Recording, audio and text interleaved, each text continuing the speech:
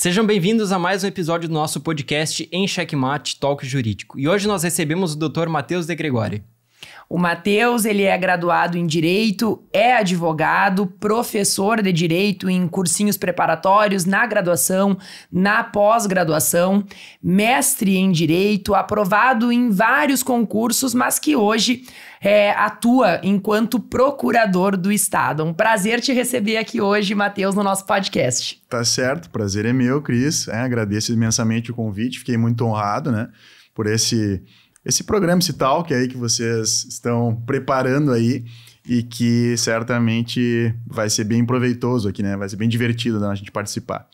A gente fica muito feliz, Matheus, e a gente preparou, né, Pedro, para esse programa algo muito importante, que é tentar entender um pouquinho da cabeça de alguém que consegue ser aprovado nos concursos públicos, nos certames, né, Matheus? Porque nós três aqui, enquanto professores do curso de Direito, a gente sabe que essa é sempre uma preocupação de muitos dos alunos que ingressam no curso, né?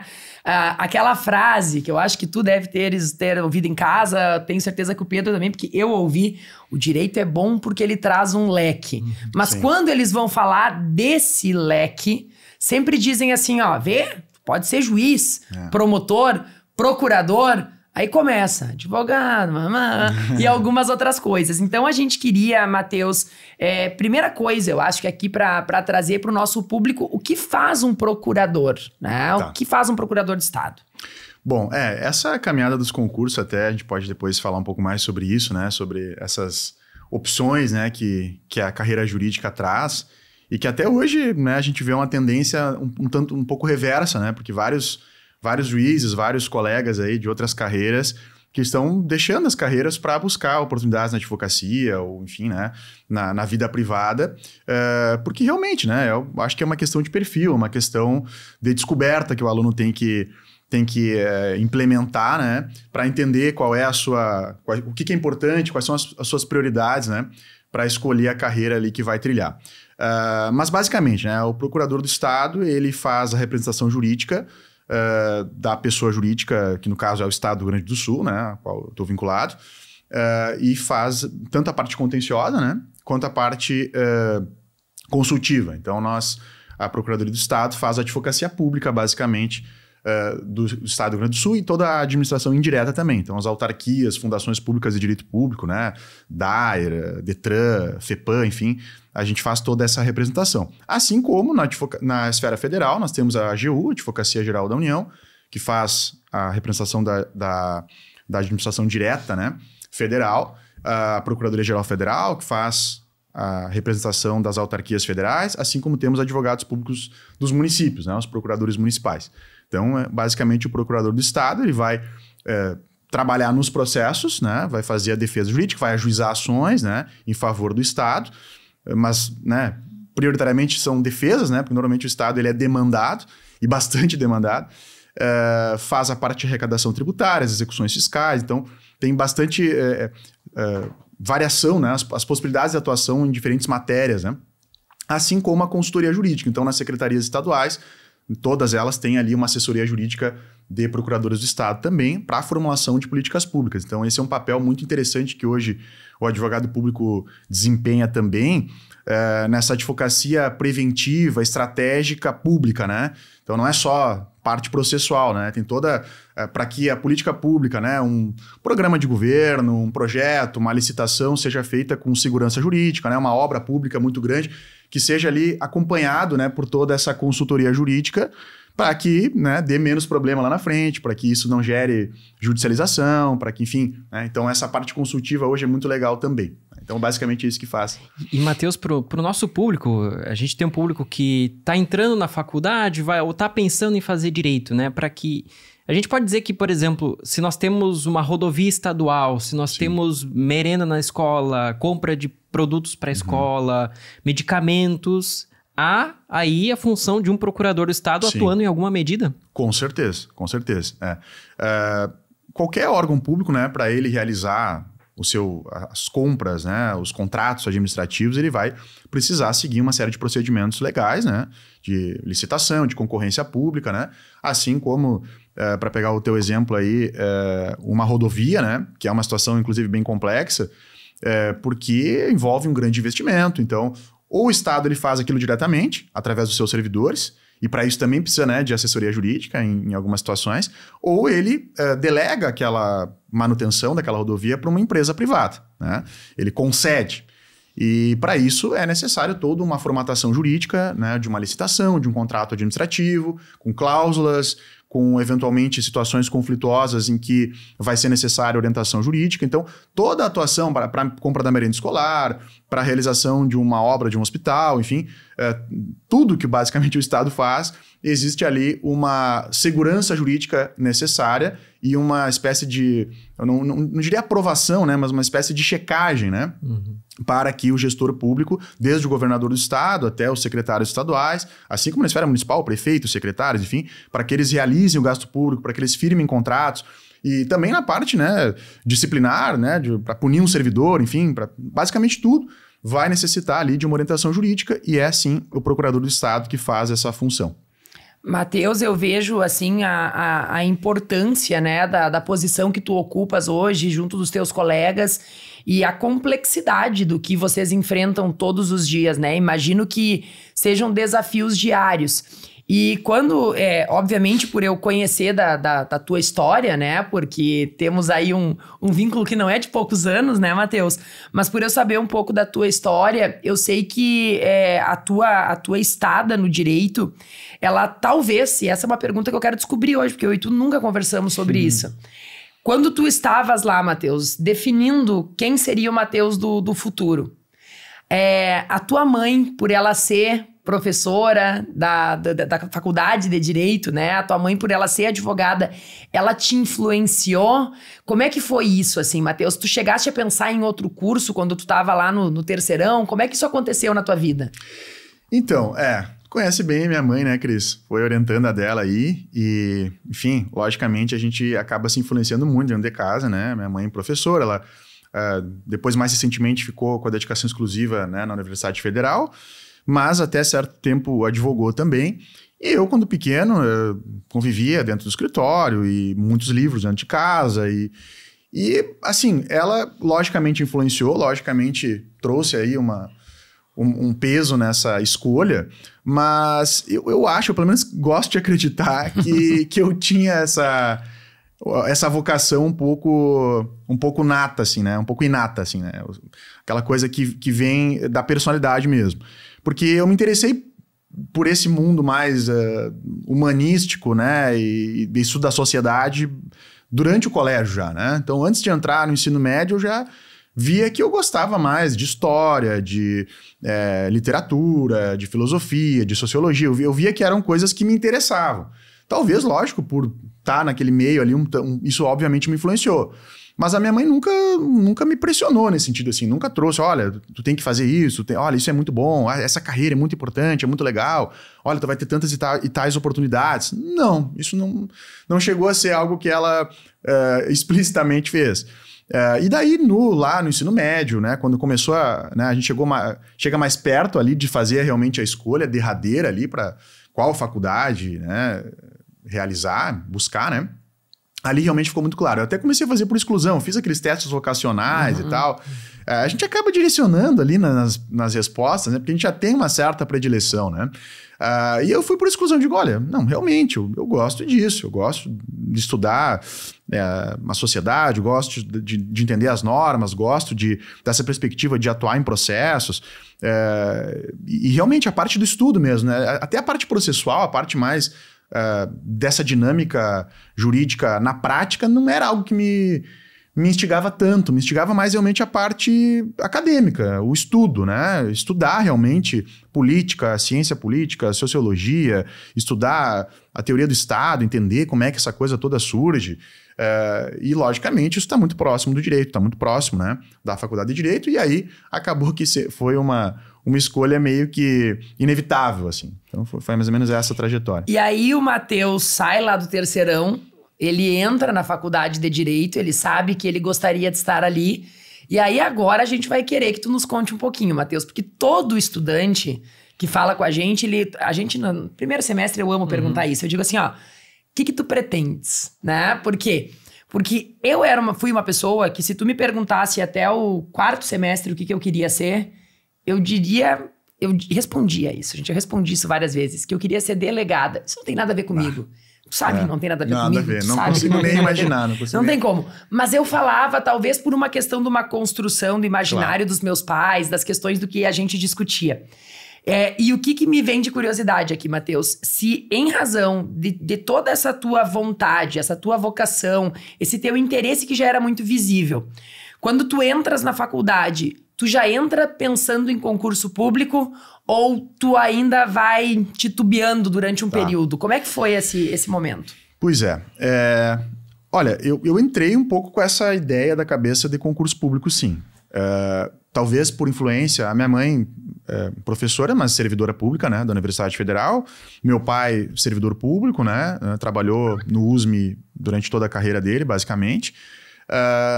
E alguns exemplos próximos, né, de conhecidos, assim, que passaram para a magistratura, que passaram para o Ministério Público Federal, né, e assim, me chamava muito a atenção a carreira de procurador da República, né? Eu tinha desde o início ali tive uma certa proximidade com o direito ambiental, com causa indígena, com algumas coisas assim relacionadas a meio ambiente, direitos coletivos, direitos difusos, me chamava muito a atenção essa atuação, né? E aí eu digo, cara, Procuradoria da República é um negócio, né? Eu acho que é onde eu vou me achar. E é um cargo, logicamente, muito bem remunerado, um cargo, né, de prestígio, assim. Então, quando eu entrei, eu tinha um pouco essa cabeça, eu tinha um pouco essa idealização desse cargo em específico, tá? E aí, claro, me aproximei do professor Luiz Hernani logo no início da faculdade, né? Comecei logo uma carreira mais acadêmica de iniciação científica e, assim, de estudar, de ficar lendo até textos e autores muito pouco jurídicos, né? Muito mais da parte sociológica, da parte de biodiversidade, da parte de filosofia, enfim, né? Antropologia, isso tudo me interessava muito. E até isso acabou me afastando um pouco mais desse estudo jurídico estritamente, né? No estricto senso, assim, né? Mais dogmático, vamos dizer assim. Isso acabou também, de certa forma, me afastando um pouco de estágios mais práticos, né? E aí essa idealização, assim, acabou que eu não trabalhei muito, porque eu comecei a me interessar tanto mais pela área acadêmica, pelo estudo, enfim, e logicamente na faculdade entrei muito cedo, né, entrei ali de 17 para 18, e também queria fazer festa, queria dormir, queria, sei lá, descansar final de semana, fazer outras coisas, né, então eu não estava muito preocupado com buscar uma carreira jurídica naquele momento, né. E aí acabou que isso foi ficando assim um pouco acomodado, né? Essa idealização de um cargo específico. E quando foi se aproximando mais do final da faculdade, aí as ideias já começaram a ser outras. Porque eu comecei a entender que não, peraí, direito penal não é minha praia. Não gosto de direito penal, né? Criminal não é comigo. E o procurador da República, Ministério Público, enfim, né? Seja estadual, seja federal, vai ter que trabalhar muito com a parte penal, né? Com processo penal.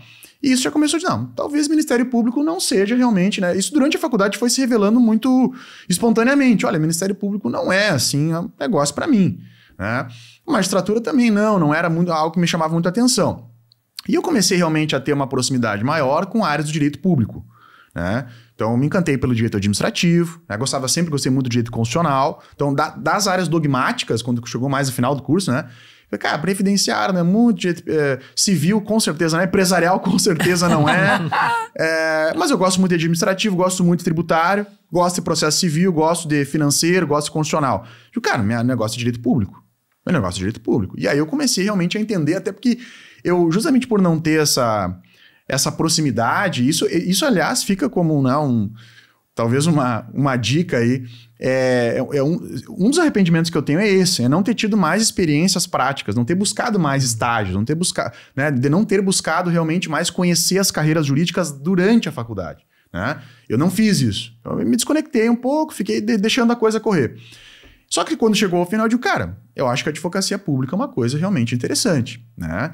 E aí logo, como tu sabe, né, Cris, fui teu colega de mestrado, eu terminei a faculdade já aprovado para o mestrado, então acabou que a carreira acadêmica meio que me puxou, né? Eu vi que eu gostava muito de explicar as coisas, de apresentar trabalho bom, vou ter que dar aula, né? Eu acho que a vocação também estava ali nesse sentido. E aí, assim, ficou claro que eu tinha uma certa vocação para docência, para dar aula, para estudo, mas ficou, cara, eu acho que eu não quero fazer só isso. Eu senti uma necessidade da prática, de vivenciar algo, né? E aí, em termos de carreira, começou a coisa a ficar um pouco mais já delineada, né? No sentido do direito público, de repente a advocacia pública, aí me brilhou muito a questão da AGU, a Advocacia Pública Federal, né? Seja quaisquer das 4 carreiras da Advocacia Pública Federal, né? As carreiras da AGU. E a docência. Eu digo, cara, não tem como fugir da docência, eu vou ter que fazer isso, né? Porque senão eu vou me frustrar também. E aí acabou que eu, no mestrado, tive experiência na docência orientada, né? Com o Hernani e tal, e dando aula, e fui bolsista do mestrado. Depois, logo, acabou tendo seleção para professor substituto e acabei emendando também com mestrado quase a questão da docência, porque eu já comecei a dar aula. Mas ali ficou muito claro, assim, eu tive um pouco de experiência na advocacia privada também, né? Passei no AB e tal, e aí tive algumas experiências na advocacia. Eu disse, cara, a advocacia privada não é para mim também. Aí aquilo ficou muito claro. Eu não tinha essa questão da captação de clientes, não era uma coisa que me chamava atenção ter um escritório, captar. Não era. Então eu comecei a descartar. Cara, advocacia privada não é, Ministério Público não é. E formato, então, né, Matheus? É importante deixar isso claro, que essa foi uma questão que não foi aquela em que pese te chamasse a atenção. Foi uma coisa que o teu caminho se construiu para um lado que talvez se tu olhasse em algum momento tu dissesse, acho que me afastei da questão dos concursos aqui. Perfeito. Incrível isso. Perfeito, porque assim, alguns colegas que logo que se formaram foram aprovados em concurso para técnico, para analista e até para outras carreiras, alguns deles no final da faculdade já estavam focados nisso, né? Já estavam estudando para concurso. Aí eu estava desligado com relação a isso, estava mais voltado para a acadêmica, né? Então foi ali mais, digamos, já no final do mestrado, né? Quando eu vi que, cara, tá, e agora, né? Eu vou só dar aula, o que eu vou fazer? Eu vou fazer um doutorado agora? Em que eu vi, não, peraí, eu preciso então organizar minha vida para aquilo que eu desejo realizar. E aí que eu tive que tomar uma decisão. Não, eu realmente quero advocacia pública, né?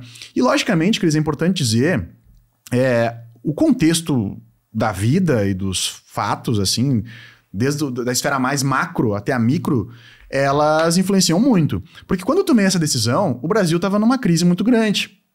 E os concursos públicos simplesmente pararam de ter, né?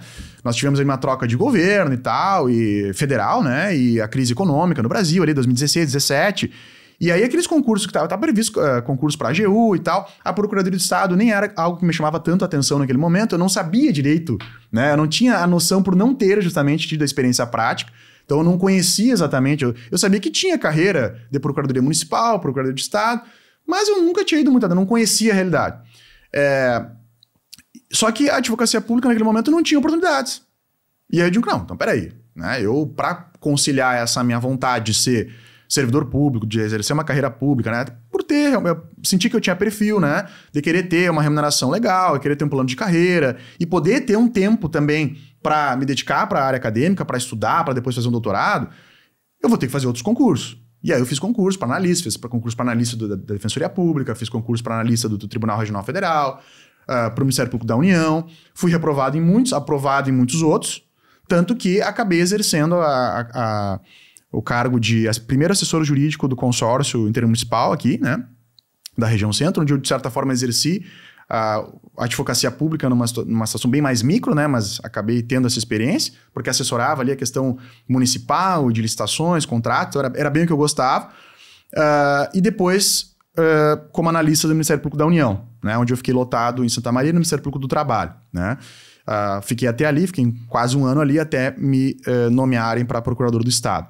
Então, assim, o que eu digo é isso, nem sempre as oportunidades que tu realmente quer vão aparecer no momento que tu espera. E tu não pode deixar, sempre tendo foco, isso é importante, tendo foco no que tu quer, obviamente, mas não deixar de aproveitar oportunidades, né? Porque, olha, esse concurso aqui, obviamente não cai tudo aquilo que eu vou ter lá naquele concurso que eu quero, mas eu posso fazer essa prova e daqui a pouco eu vou bem, daqui a pouco eu consigo uma aprovação e isso pode ser importante ali na frente. Tivemos uma pandemia, né? Então ficou um tempão sem ter nomeações para concurso também. Então tudo isso é algo que alguém que trilha a carreira de concursos vai ter que enfrentar. né? É inevitável. Mas é importante saber o que se quer, né? E isso, em algum momento, ficou claro para mim. Demorou, né? Foi depois de formado, lá no final do mestrado já, né? Com 20 e tantos anos, assim, em que realmente, o que eu quero é essa carreira, né? E aí, para fechar, então, esse ciclo, realmente, aí antes mesmo das carreiras federais surgirem, Advocacia Pública Federal, surgiram editais para advocacia estadual e municipal. E aquilo até começou a me chamar mais atenção do que a carreira federal, porque eu vi que, olha, na carreira municipal e estadual, você não fica adstrito a uma matéria só, você tem diferentes oportunidades de atuação. Surgiu a carreira aqui de Procuradoria do Estado do Rio Grande do Sul. Eu conheci um pouco melhor, fui atrás, vi que era, enfim, algo que me interessava muito, que é muito legal, muito valorizado, assim.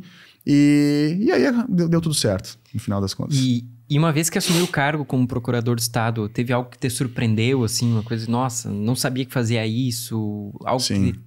Com certeza.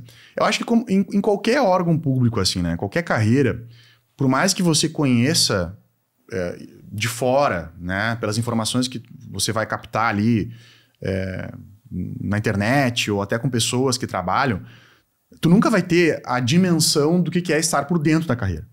Né, por dentro daquele órgão, porque tem muitos detalhes, desde as menores coisas burocráticas até coisas maiores, né? Detalhes de remuneração, que quem vê de fora não entende, ou enfim, tem uma dimensão errada de como que é a remuneração do cargo, como é que você vai trilhar o caminho da carreira ali. E especificamente na Procuradoria, assim, me surpreendeu muito, porque eu não tinha ideia da diversidade de atuações que a Procuradoria do Estado desempenhava. Né? A quantidade de espaços, né, que a Procuradoria, que a Advocacia Pública como um todo, né, ela ocupa dentro da estrutura da administração. Né? E isso me chamou muito a atenção, me deixou realmente surpreso e feliz assim, por ver que, olha, eu tenho realmente diversas trilhas dentro do órgão para desempenhar, né? A depender das predileções de cada um, né? Das valências que cada um tem, são diferentes oportunidades dentro do órgão. Então, sim, me chamou... Eu acho que qualquer carreira que a pessoa for desempenhar vai se surpreender com aquilo que encontrar. Matheus, tem uma questão dos concursos públicos que sempre me trouxe algumas inquietações, assim. Porque várias pessoas do meu círculo, elas optaram por tentar o concurso público e não tem como dizer isso de outra forma. É um mundo muito difícil, né? Sim. É um mundo onde tu precisa saber, eu comparo com a OAB, né? Quando tu tá dando aula para os teus alunos de segunda fase, quando a gente tá conversando com os nossos alunos, a gente sempre diz para eles assim, ó, não é uma competição, né? É você contra você e é isso. Quando tu estás no mundo dos concursos, essa máxima, ela cai por terra, porque é você contra todos mesmo, Sim. né? Então, é uma lógica de uma competitividade que tu precisa estar, no meu ponto de vista, Matheus, eu nunca fiz nenhum concurso na minha vida, né? Mas é uma impressão que eu sempre tive, foi porque eu acho que eu nunca tentei me arriscar. Que era aquela coisa de pensar assim, ó, tu estás parado, e para quem sofre com ansiedade, isso deve ser um horror, né? Tu estás parado, como tu disseste antes, sou jovem, eu quero ir para uma festa, eu quero viajar. E aí tu estás lá e na tua cabeça vem direto assim, ó, poxa vida, tem um outro cara que vai estar dentro de casa agora, sentado, e eu tô com uma cerveja, o cara tá com um chá, e o cara tá lá estudando e eu tô aqui fazendo festa. Como é que se lida com isso, Matheus, sendo tão jovem? Porque em que pese o teu caminhar tenha te levado a tomar essa decisão depois de formado, a verdade é que a gente se forma muito novo. Sim. É um rapaz de 20 e bem poucos anos, apenas um rapaz latino-americano, né? Pensando nas coisas da vida, e tu te depara com essa competitividade que é ligada aos concursos. Como é que tu lidou com isso, Matheus? Como é que foi isso pra ti, assim? Isso é bem interessante, assim. Eu... De início, quando eu vi que o furo era mais embaixo, né? Que realmente assim, não era uma questão de você tirar ali um mês ou dois e fazer provas e começar a passar, não é assim que funciona, né? E aí eu olhei pro lado e vi conhecidos, colegas que estavam nessa trilha de concursos e eles tinham uma rotina absolutamente focada, já há tempos. Tipo assim, eles estavam léguas na minha frente. E isso bate um pavor. Eu falei, não, peraí, cara, eu tô engatinhando nesse negócio, né? Eu tô muito longe. E aí, logicamente, que concursos de diferentes níveis de dificuldade, eles vão ter diferentes níveis de preparação necessários, né? Carreiras de nível médio, carreiras de analista, carreiras de procuradoria, de promotoria, de magistratura, bom, vai ficando mais difícil. E aí eu tive um sentimento inicialmente de que eu estava muito longe de poder, por exemplo, disputar uma carreira de seja procurador da República, seja procurador federal, procurador de estado, magistratura, enfim, eu vi que aquilo era algo assim, cara, eu tô engatinhando nesse negócio. E aí, logicamente, isso bate um pavor, isso, se você não souber lidar, isso te quebra, porque tu não tem daí estabilidade emocional para lidar com aquilo ali, tu desiste, né, tu vai fazer outra coisa, enfim... Mas, ao mesmo tempo, eu sempre digo, Cris, que um pouquinho de desespero é bom. Claro. Um pouquinho de desespero, né? Um pouquinho de susto, assim, ele pode ser positivo. E aí que tá, se você tiver isso durante a faculdade, maravilha, quiser já nesse momento trilhar. Mas se tiver depois, passar um tempo e você tiver, como aconteceu comigo, né? Eu perdi tempo. Isso foi aproveitado para outras coisas, né? Porque a minha carreira acadêmica também evoluiu nesse período. Eu fiz mestrado, eu tive oportunidades na docência que hoje eu, né, desempenho graças àquilo que eu construí lá atrás. Mas para a carreira de concurseiro eu perdi tempo, né? Só que eu recuperei o tempo. Então esse é um ponto. Então, assim, não é necessário um grande desespero, porque... Quanto tempo durou até a aprovação, Matheus, no concurso que tu estás hoje? Então... tempo de preparação eu sempre digo que não dá para considerar, porque eu tive vários períodos de estudo e depois pausa focando em outra coisa, trabalhando e tal. Mas eu me formei em dezembro de 2014 e fui aprovado foi homologado o concurso em janeiro de 23, né? E fui nomeado em 2024. Então foram 10 anos depois da minha formatura que eu fui nomeado para o cargo que eu quero exercer, digamos, né, que eu quero ficar, né? Logicamente que desde 2017 eu fui fazendo provas e fui tendo aprovações. Então, minhas primeiras aprovações foram em 2017. Né? Logo no início. No início do estudo para concursos. Né? Mas eu já estava quase 3 anos formado. Sim. Né? 2 anos e meio, por aí, 3 anos formado. Então, assim, eu sempre digo, teve um período, e aí a pessoa tem que entender na sua história de vida, no seu momento... O que na sua trajetória vai funcionar e não vai funcionar. Cada um vai ter uma trajetória, tem às vezes problemas pessoais, situações de vida que vão tirar o teu foco, vão demandar a tua atenção e beleza. Agora, eu tive um momento ali, uma janela de oportunidade, que foi quando eu terminei o mestrado, eu não estava ainda vinculado dando aula em nenhum lugar, e aí eu digo, não, beleza. Foi o único momento onde eu fiquei só estudando, tá? E ali eu foquei muito. Porque ali eu não estava mais com a faculdade, já estava com o título de mestre, não estava dando aula ainda, né?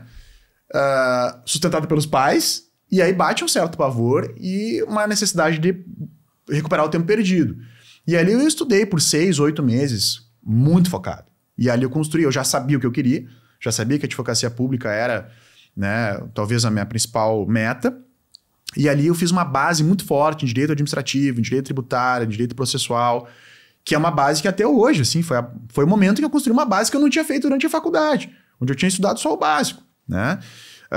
Então, assim, não sei se eu respondi, mas basicamente um pouco de desespero é bom, um pouco de ansiedade se você lidar, porque nós vivemos hoje uma realidade, um mundo de muitas distrações, de muitas oportunidades. Então, assim, se tu tiver um pouquinho de desespero, né, um pouquinho de medo, assim, de, cara, eu preciso sentar e fazer isso, senão o tempo vai passar... Isso é bom porque isso te traz o foco. Claro. Isso te coloca no lugar que tu tem que estar, né? Mas, ao mesmo tempo, para aquele que daqui a pouco perdeu um pouco de tempo, para aquele que daqui a pouco quiser experimentar outras coisas, cara, talvez eu gostaria de ser advogado, então experimenta, vai pro escritório, fica 1 ano, 2 como estagiário para ver a realidade. Eu acho que não é necessário, assim, que a pessoa tenha, né, desesperadamente... Porque, assim, para fechar, Cris, eu ouvi de uma pessoa que... exerce, inclusive, um cargo de carreira, né, de alto escalão, vamos dizer assim. E quando eu estava estagiando, porque eu estagiei 1 ano na Justiça Estadual, né, em gabinete de juiz, e eu ouvi de uma pessoa que é de carreira, o que eu queria? Eu falei, olha, não sei, talvez, até penso, mas naquele momento eu estava indeciso. Ela falou, não, tipo assim, se tu quiser, tem que ser desde agora. Tipo assim, se tu tá nesse ritmo aí, tu não vai conseguir. E aquilo me chamou a atenção. Será que eu tenho que estar desde agora focado nisso? Sei lá, no 4º, 5º semestre? Senão eu nunca vou conseguir lá na frente? E na verdade não era verdade. Né? Porque eu experimentei outras coisas, tive outros focos. E né, depois que parei lá, tive, enfim, uma trajetória. E foi um momento que daí eu foquei e deu certo. Então, a gente tem colega, hoje pessoas com 35, 40 e poucos anos que passam em concurso para magistratura. Né? Colegas com 40 e poucos anos que foram nomeados para procurador agora. Então, e que tiveram outra carreira antes. Então, isso é possível, sim. Né? Mas, logicamente, se você tiver essa clareza, tiver esse interesse, começar desde a faculdade, logicamente vai acelerar muito tudo isso. E a gente, acompanhando a tua trajetória no Instagram também, e um pouco daquilo que tu já comentou, né, conosco, a gente percebe que tu gosta muito de literatura. Né? O que a literatura ensina que o direito não ensina? Tudo. Muita coisa. Não, assim, eu gosto muito de literatura, mas eu tô longe de ser alguém que tem, assim, talvez uma grande experiência literária para passar. Eu me considero um iniciante, assim, nesse mundo, né, Mas, claro, né, já li bastante coisa. É uma dificuldade. Essa é uma qualidade dele de vez em quando, né? Não, mas é que sabe o que é? É que é muito difícil, por mais que a gente goste, é muito difícil você ter tirar um tempo, muitas vezes, da tua vida para experimentar literatura, para vivenciar literatura. Às vezes tu tá com preguiça e fica vendo uma série, fica vendo um Netflix ali, porque é mais fácil muitas vezes, né? Então é uma questão de hábito hoje. Porque, como eu digo de novo, né? As nossas distrações todas, né? Celular, televisão, série, e a vida corrida, o trabalho hoje, que é frenético para todo mundo, eles te tiram qualquer possibilidade. Se tu não tiver um pouco não, eu gosto de fazer isso, então eu preciso tirar 1 hora por dia para fazer isso. Né? Mas, sem dúvida, lá na faculdade, lá na graduação ainda, a literatura, ou até antes, talvez, acho que até lá, quando a gente começa a estudar para vestibular, né, tem aqueles livros obrigatórios para o vestibular e tal, aquilo ali me despertou muito, né? E, sem dúvida, traz uma visão de humanidade, uma visão de vida, assim, né, que o direito não vai trazer. Né? E acho que assim, a riqueza, desde riqueza de vocabulário, riqueza de escrita, de expressão, a literatura certamente é muito importante para quem é da área jurídica, para também desenvolver um pouco melhor essas coisas. Né? Eu acho que está muito próximo, né, o direito como sendo, né, uma área das ciências sociais e humanas. Nós somos cientistas sociais, somos humanistas, e a literatura é dos grandes pilares nesse aspecto. Né? E todos os grandes juristas, se você quiser se inspirar nos grandes juristas, aí, todos tinham grande carga de literatura. Né? Então, assim, é inevitável, é imprescindível, assim, algo que é, assim, essencial. Né? Matheus, eu olhei pro tempo agora e me assustei, porque eu acho que esse foi o podcast que a gente mais se alongou, porque a conversa tá boa, e nem todas as perguntas a gente conseguiu fazer. Exatamente. Mas eu não vou abrir mão do nosso checkmate. Que é o seguinte, Matheus, é um joguinho de perguntas e respostas rápidas, tá? E assim, a gente preparou, talvez, algumas jogadas de mestre, assim, contra a tua pessoa. Mas vamos ver. Vai ver que vai começar bem de leve, Acho que eu vou perder o jogo rápido. Não sei, Matheus. Vai começar bem de leve, tá? Olha só. Um livro de literatura que todo estudante de direito deveria ter a oportunidade de ler. Os principais do Machado de Assis, Dom Casmurro, Memórias Póstumas de Brás Cubas e Quincas Borba. Vou dizer 3. Tá. Qual foi o não mais importante da sua carreira?